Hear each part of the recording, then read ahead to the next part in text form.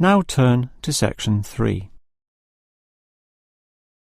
Section 3. You will hear 3 students, Steve, David and Susan, discussing the different courses they attend. First, you have some time to look at questions 21 to 26.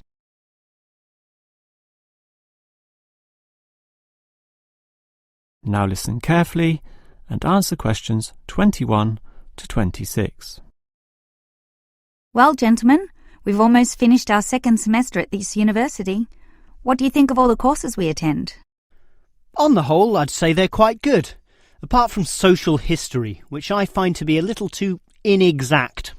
Yes, the lecturer's style is also very, very dull. I certainly agree with you there, although I would say that the textbook is more interesting. Welfare State. The subtitle says, An Examination of Social Development in the 20th Century. Yes, Welfare State is a good book, but look how many pages it has. 458! I agree. It's just too long to be easily read. Far too long, although it's certainly well written in parts. Yes, and if you compare it to the textbook for cultural studies, what's it called? Inner Views, I think. No, that's the book for media studies, and we finished that subject last semester. The book you're thinking of is In Perspective. Oh, sorry, you're right. In Perspective. And the subtitle says, A Comparison of Social Groups. Somewhat interesting, wouldn't you say? Well, mildly so, as is the subject, dealing as it does with such a wide variety of issues. But the book itself certainly oversimplifies a very complex subject. I agree. I also got annoyed at its constant oversimplification. Life is more complicated than what it suggests. Yes, but what you call oversimplifying may well be considered clarifying. Look at this other textbook, Government in Action. Some may say that it also oversimplifies, but it must do so in order to present a coherent picture of an equally complex subject.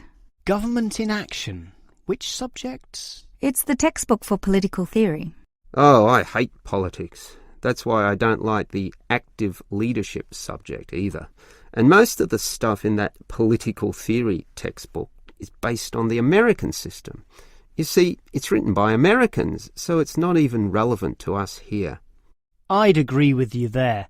It's not relevant to us at all, since our government uses the Westminster system.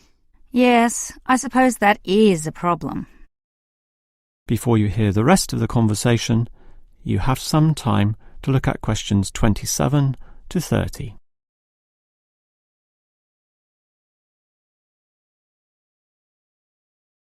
Now listen and answer questions 27 to 30. Well, it seems we all have certain criticisms about the textbooks we're using, but at the same time we all like some elements, at least, of the subjects we're studying.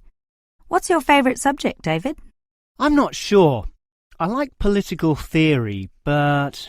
Cultural studies is by far the best, even better than political theory, which I also like, but just not as much. Why do you say that, Steve?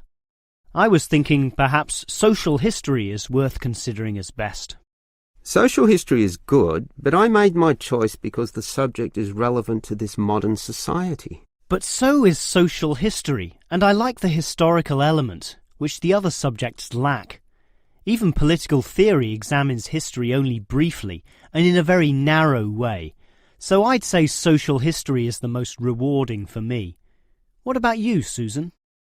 I think social history is certainly very good, but political theory is, in fact, the best, since basically every human system boils down to politics. So, despite a certain irrelevancy in the details, the basic message remains as relevant as ever. Oh, Susan, you can't be serious. Let's ask Olive again. She's over there. Olive!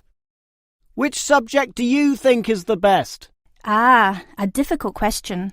I'm very interested in culture, so cultural studies is certainly my cup of tea. But I'm politically active also, and hope to pursue this as a career. So political theory would be the one I'd pick. I don't believe it. Even with that irrelevant textbook? Don't listen to him, Olive. You have a right to your own opinion. That is the end of Section 3. You now have half a minute to check your answers.